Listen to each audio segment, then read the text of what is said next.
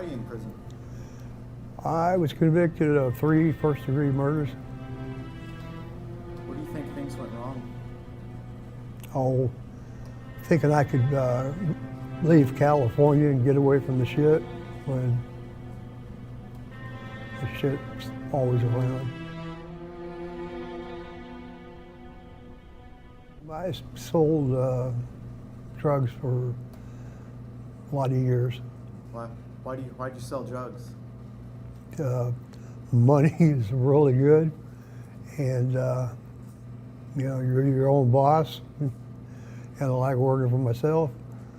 And it's like being a rock star. If you get up there high enough, you know, it's like you got rock stars and politicians and televangelists. Well, drug dealer gets his own following. In my early 20s, I started selling speed, and that's what I've continued doing all my life.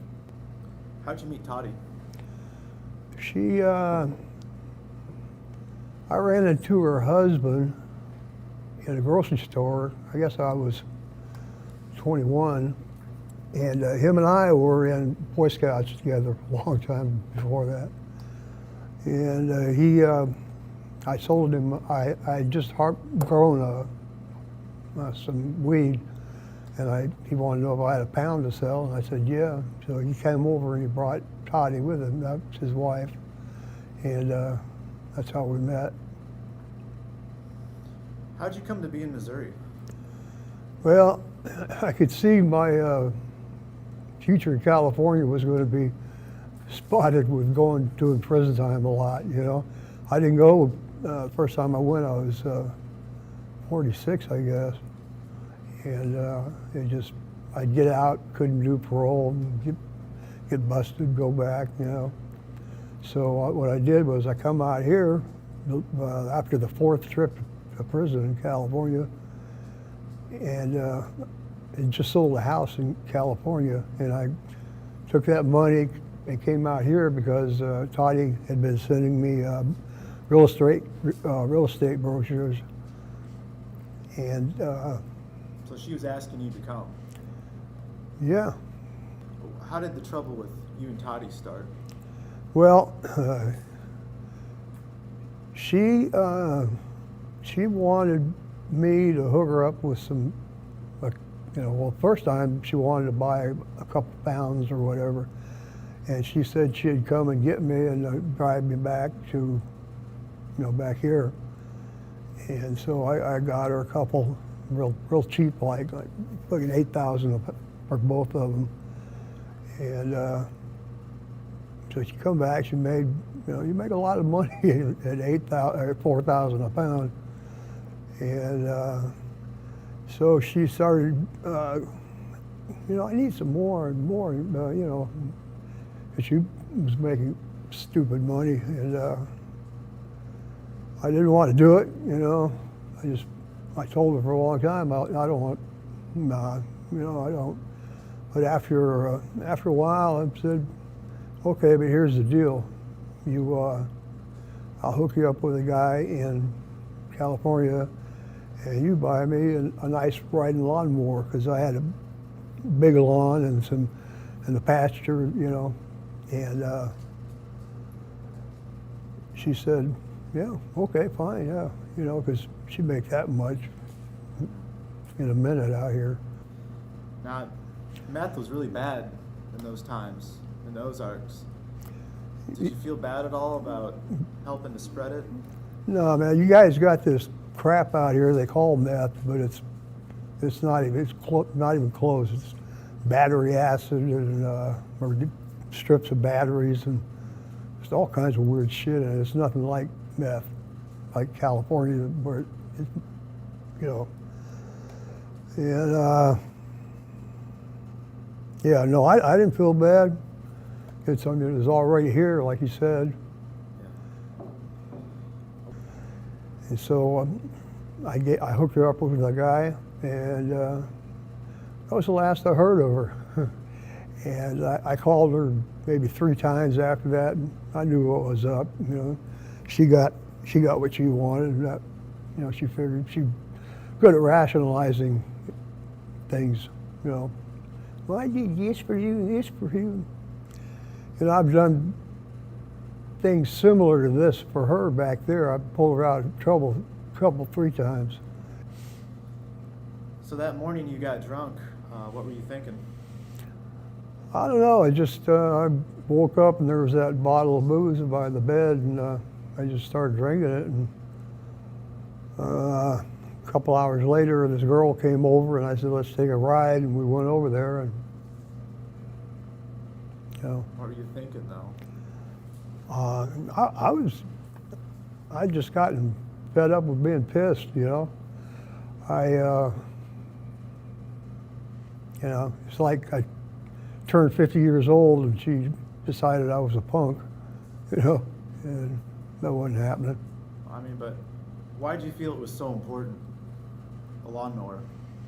Oh, well, it was, I had a riding lawnmower when I bought the place. I bought it from them, the previous owners.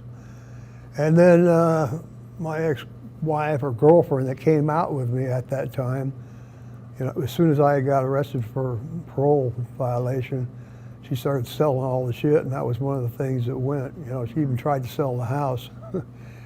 And But what I'm asking, though, is did you ever see the big picture and think maybe taking someone's life wasn't worth this object? You know, in hindsight, yeah, but then I don't know. You know, maybe that's, like I said, I stayed mad for a year and a half and was only, you know, I start to lose it when I got drunk, and that time I did. No. Did you ever stop at any moment and think that this is a bad idea while you're driving over? Apparently not. I mean, what was going through your head during the drive? I have no idea. I don't even remember getting there. Is that true? Yeah. You don't remember any of it? No, they said my blood alcohol level was probably about 0.40. So. Okay. So you got to Toddy's house. Yeah. And you left your girlfriend in the vehicle. Yeah. And you went inside. What happened? Well, I come in and I forget who spoke first, but I said something about the riding lawnmower, and she said, "Earl, I'll get you a lawnmower." I just kind of looked at her like, man, shut up. And I don't know, she looked over at Mike, that was Mike Wells. He was sitting on a couch with her.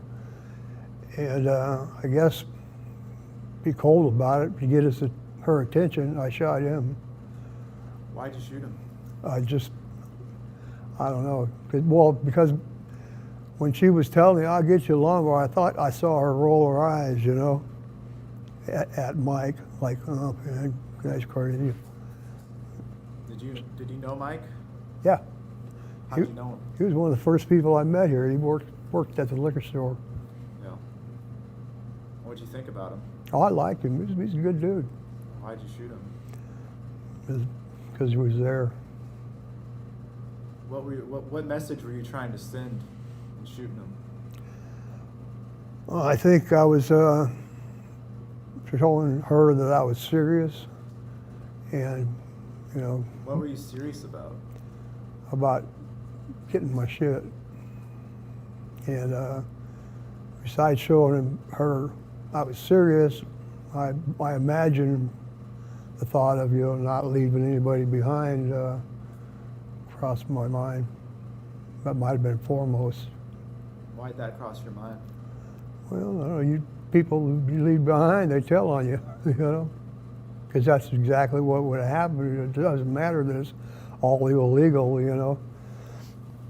So when you were going over there, you were planning on killing her? I believe so, yeah. But you just weren't thinking about it? So going over there, like I said, I don't remember none of it. I was told I drove over there, but, you know, I can't see myself doing that, being that drunk. But maybe I did. So after you shot Mike, what happened? Well, I kind of spaced out, you know, and Dottie took that window there of opportunity, and she ran out the front door, and I fired some shots in her direction, and I didn't know if I hit her or not, but she got into Angela's car and tried to back it up, and she got hung up on a guy wire for a telephone post. What'd you say to her? Well, I just said, come on in, you know. Angela said I was telling her, you know, it's going to be okay, blah, blah, blah, blah, you know. Why were you telling her that? To get her in the house, I guess. Did you have any hesitation at all once she got in the house? I don't think so. So what happened after you shot Toddy? Well, I guess Angela was in the house then, and gathered. I taken her in the bedroom and made her get her drugs out. So I grabbed the box that had the drugs, and we went home. Angela drove then, and the car was screwed up. The door had sprung, you know, when she backed into that wire, and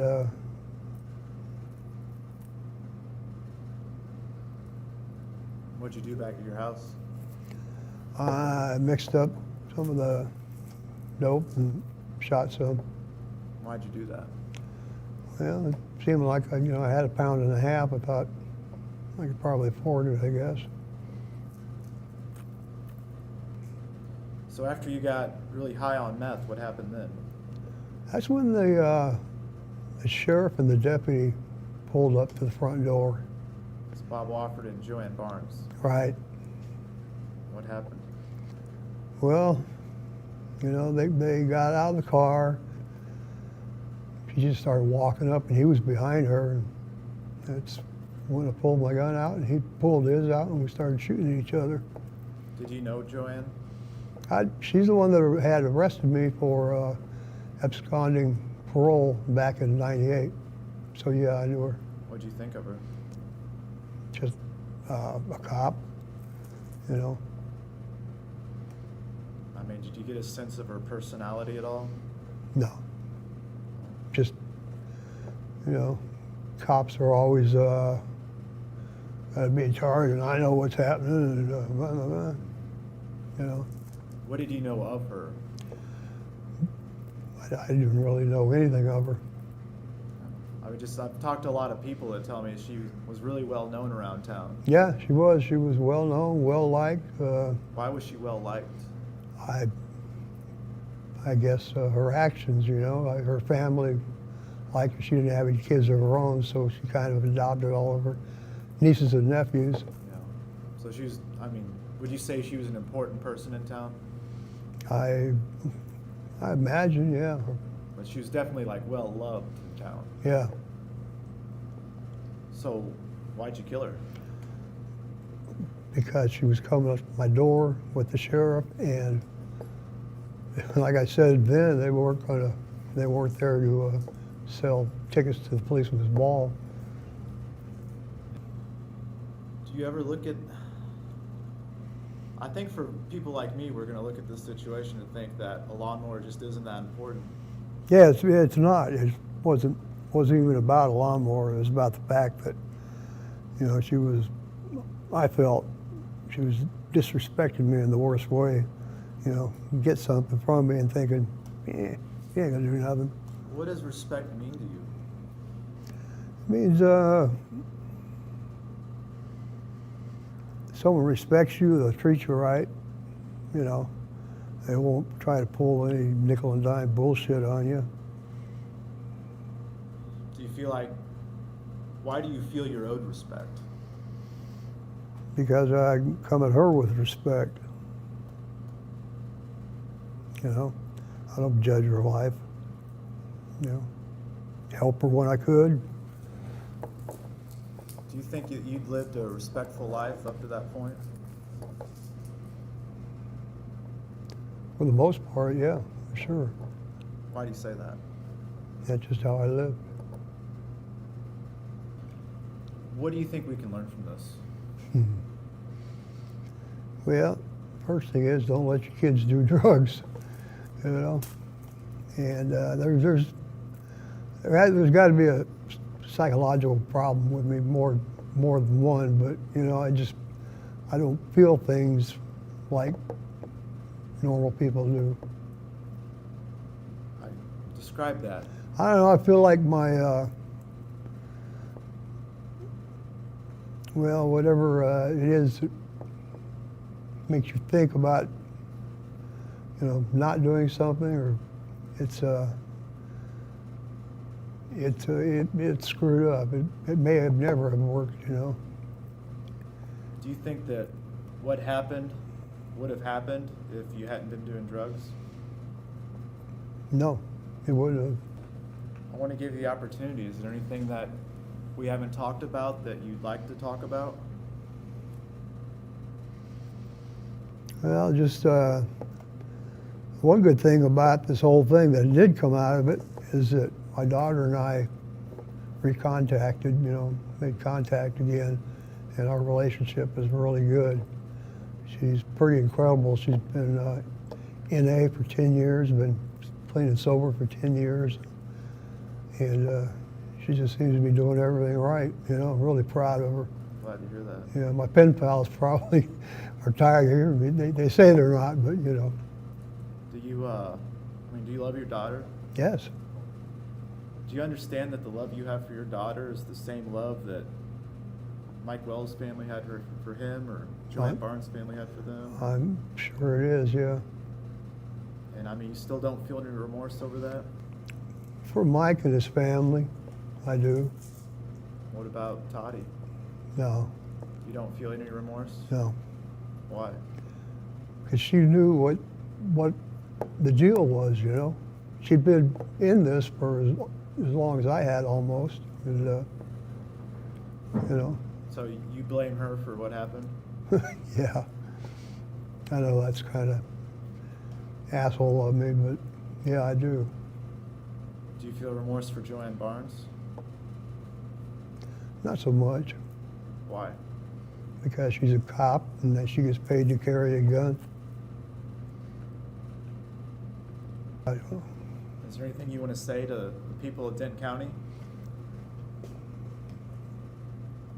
They've already come to the conclusions that, you know, they want, and probably most of them are right, whatever they think about me, you know. What do you think they think? I'm just a piece of shit. Is that how you feel? No. Do you think that this is a just verdict that you're getting?